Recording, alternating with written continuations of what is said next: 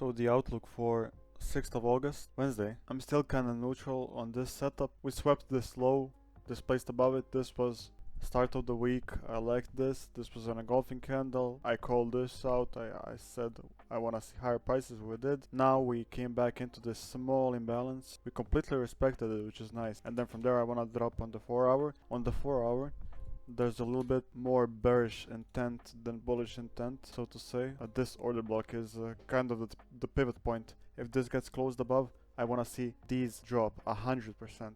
These are falling if this gets closed above. So that's a bullish scenario. For now, it's kind of coming into play because this gap got invalidated, so there's no more gaps on the 4 hour at least.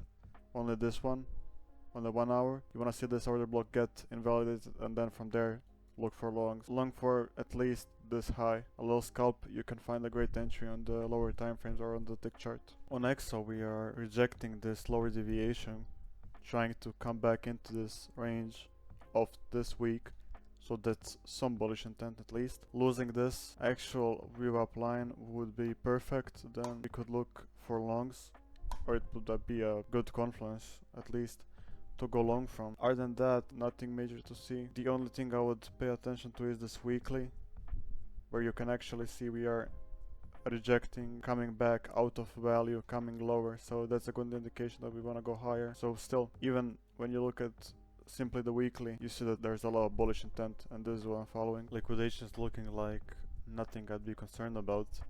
Only a little bit of a pocket higher, which is probably close to our TP, close to those highs. So just be careful if you want to go higher. Look if these are taken, so you know to expect a little bit of a retracement, a little bit of a reaction. Also this, I would just use it as a bouncing point to go higher, but I hope we don't go so low because it would invalidate our bullish idea. Other than that, that's it.